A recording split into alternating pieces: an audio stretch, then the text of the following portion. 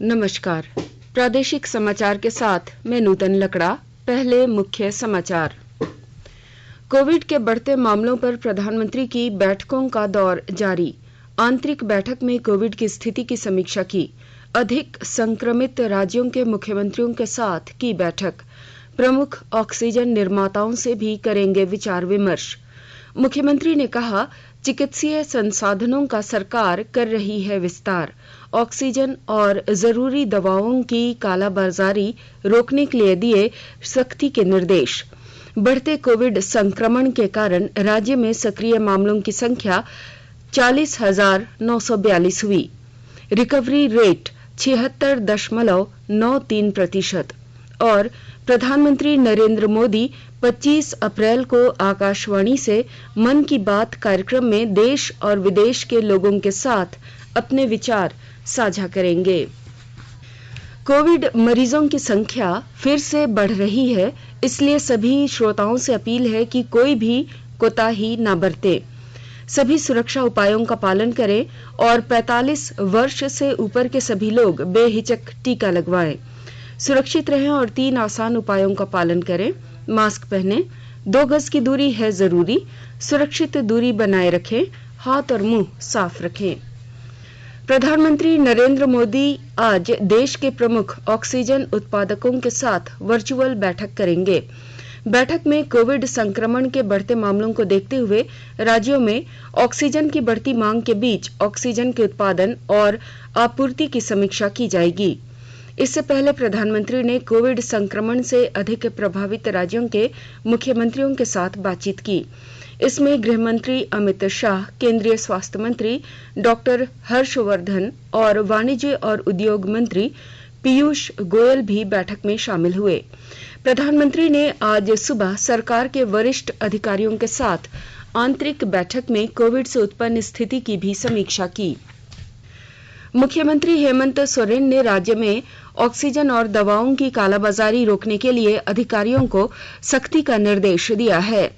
कल राज्य के सभी चिकित्सा महाविद्यालयों के निदेशक, सुपरिटेंडेंट और निजी अस्पतालों के प्रतिनिधियों के साथ वीडियो कॉन्फ्रेंसिंग में उन्होंने कहा कि जिस तरह कोरोना के मरीज बढ़ रहे हैं, वैसे में इससे जुड़ी आवश्यक दवाओं के साथ सामान्य दवाओं की भी बाजार में किल्लत होने तथा कालाबाजारी किए जाने की लगातार शिकायतें मिल रही हैं।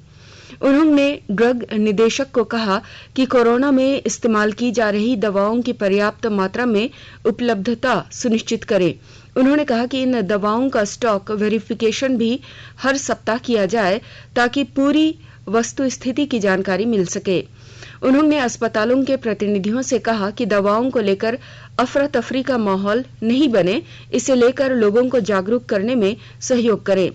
श्री सोरेन ने कोरोना को लेकर लोगों के बीच भ्रम को दूर करने की जरूरत पर जोर दिया। मुख्यमंत्री ने कहा कि स्थानीय स्तर पर लोगों को कैसे बेहतर चिकित्सीय सुविधा मिले, इसके लिए सरकार द्वारा चिकित्सीय संसाधनों का विस्तार किया जा रहा है। केंद्रीय स्वास्थ्य मंत्रालय ने वयस्क कोरोना मरीजों के उपचार के लिए संशोधित क्लिनिकल दिशा निर्देश जारी किए हैं।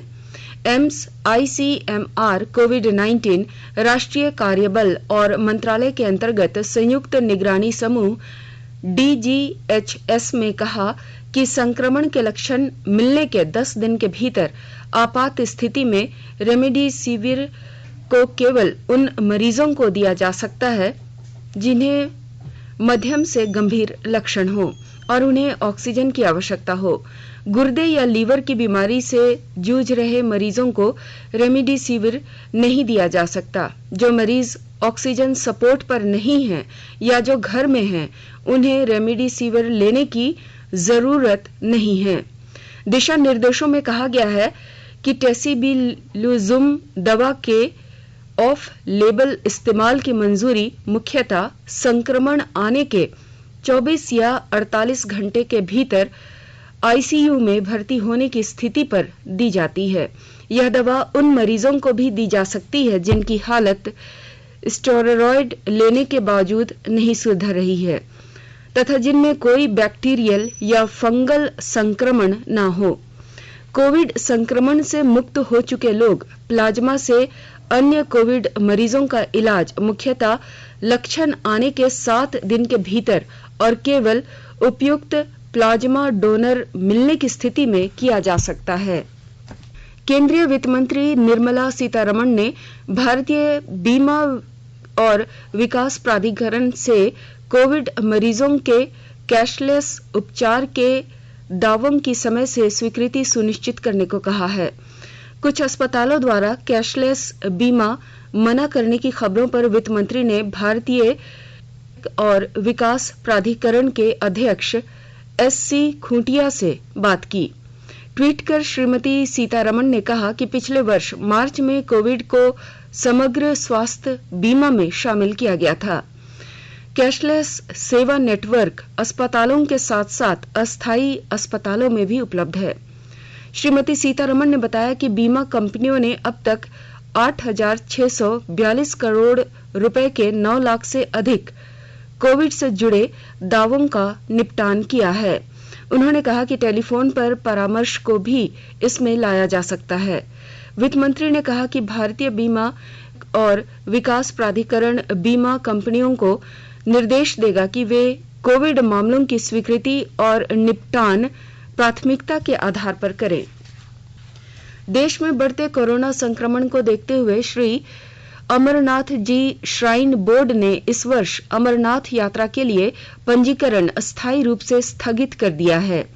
श्राइन बोर्ड ने एक ट्वीट में कहा कि कोविड की स्थिति लगातार निगरानी रखी जा रही है। स्थिति में सुधार होते ही पंजीकरण फिर शुरू किया जाएगा। 56 दिन की वार्षिक अमरनाथ यात्रा 28 जून से शुरू होनी है, जो 22 अगस्त तक चलेगी। यात्रा के लिए ऑनलाइन रजिस्ट्रेशन 1 अप्रैल से शुरू हुआ था, जिसे अभी रोक दिया गया है।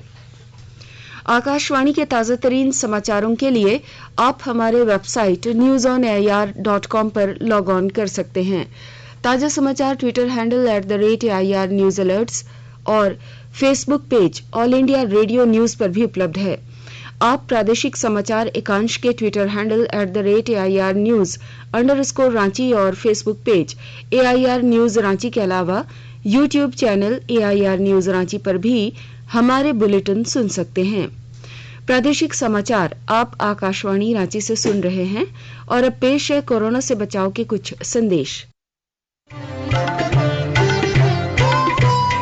कोविड-19 से बचाव और सुरक्षित रहने के 3 उपाय। मास्क लगाएं, 2 गज दूरी है जरूरी, सुरक्षित दूरी रखें, हाथ और मुंह साफ रखें।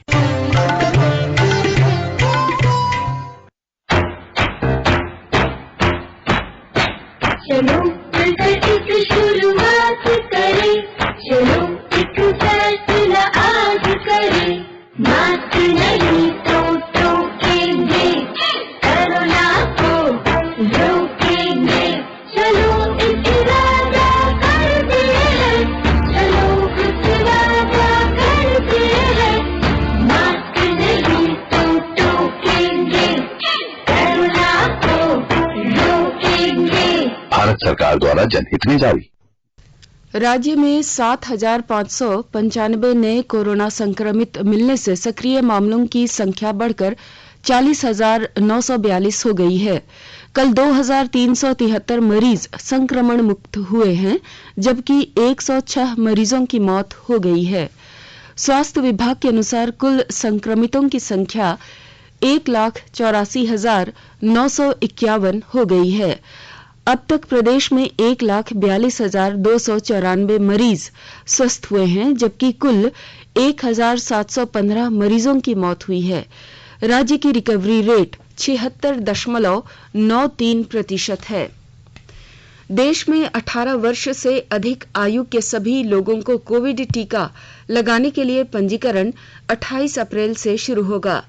लोग कोविन पोर्टल cowin.gov.in पर पंजीकरण करा सकते हैं।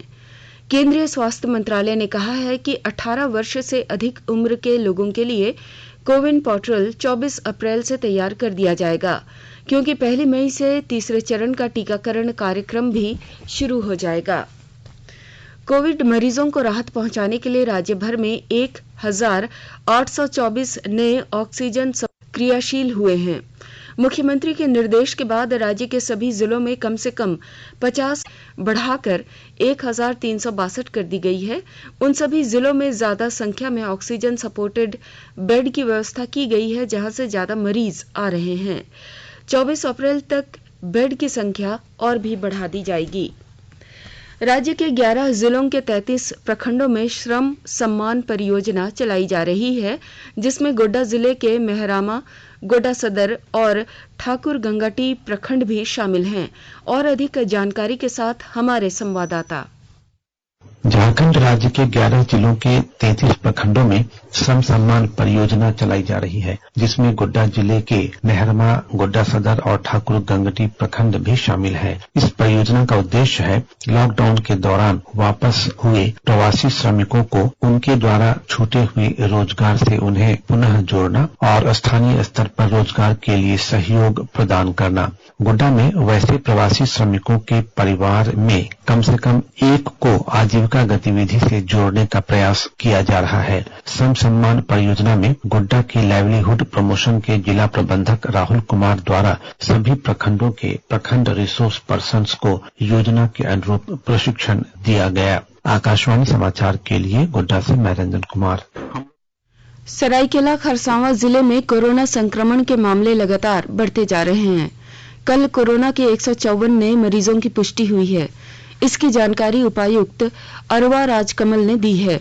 उन्होंने कहा कि जिले में अब कोरोना संक्रमण के सक्रिय मामलों की संख्या बढ़कर 633 हो गई है। उन्होंने कहा कि पिछले 24 घंटे में पूरे जिले में 2500 लोगों का कोरोना टेस्ट कराया गया था, जिनमें से 154 लोगों की रिपोर्ट पॉजिटिव आई है। इसमें सर्वाधिक गम्हरिया प्रखंड संक्रमित है। खूंटी जिले में कल 526 नए कोरोना संक्रमित मिलने से सक्रिय मरीजों की संख्या 1429 हो गई है। जिले में कोविड-19 के बढ़ते संक्रमण के बीच स्वास्थ्य व्यवस्था बेहतर बनाने का लगातार प्रयास किया जा रहा है। इसके तहत मातृ शिशु अस्पताल के 2 अलग अलग केंद्रों को कोविड वार्ड में बदला गया है। जिले के सिविल सर्जन प्रभात कुमार ने बताया कि MCH 1 और MCH 2 में कोविड-19 के मरीजों के लिए 80 बेड बनाए गए हैं। हम लोग का MCH 2 हॉस्पिटल आज से शुरू हो ही गया है। अभी हम वहीं पर जा रहे हैं, तो MCH 2 हॉस्पिटल भी बन जाएगा, जहाँ के तो इस तरह से बेड्स बढ़ जाएंगे हमारे।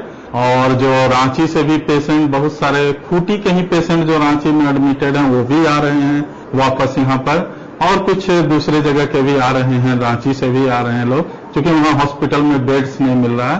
तो इस हिसाब से आज MCH 2 हॉस्पिटल में भी हम लोग पेशेंट रखने जा रहे हैं, और उनका जो टीम बना हुआ है डॉक्टर्स का, नर्सेस का, वो वहाँ पर काम करेंगे। साथ ही साथ हम लोग होम आइसोलेशन वाले पेशेंट्स के लिए किट बना करके, ड्रग किट बना करके उनको घर पर ही उनका ट्रीटमेंट कर रहे हैं, और उनकी मॉनिटरिंग भी स्टाफ और सहिया नर्सेस कर रहे हैं।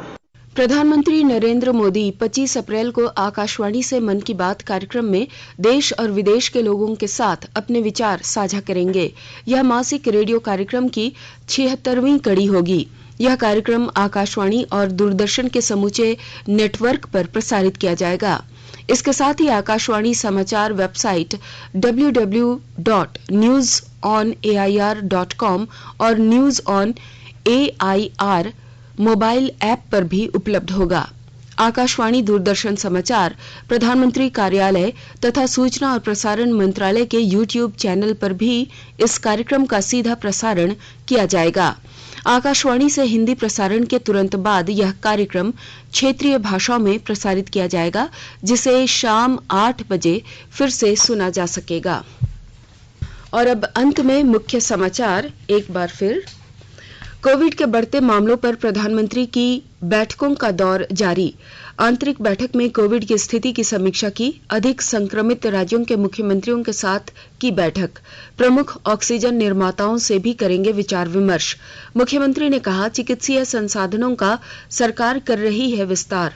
ऑक्सीजन और जरूरी दवाओं की कालाबाजारी रोकने के लिए दिए सख्ती के निर्देश। बढ़ते कोविड संक्रमण के कारण राज्य में सक्रिय मामलों की संख्या 40,942 हुई। रिकवरी रेट 76.93% और प्रधानमंत्री नरेंद्र मोदी 25 अप्रैल को आकाशवाणी से मन की बात कार्यक्रम में देश और विदेश के लोगों के साथ अपने विचार साझा करेंगे। इसके साथ ही आकाशवाणी रांची से प्रादेशिक समाचार का ये बुलेटिन समाप्त हुआ। नमस्कार। घर में रहिए, सुरक्षित रहिए और सुनते रहिए आकाशवाणी।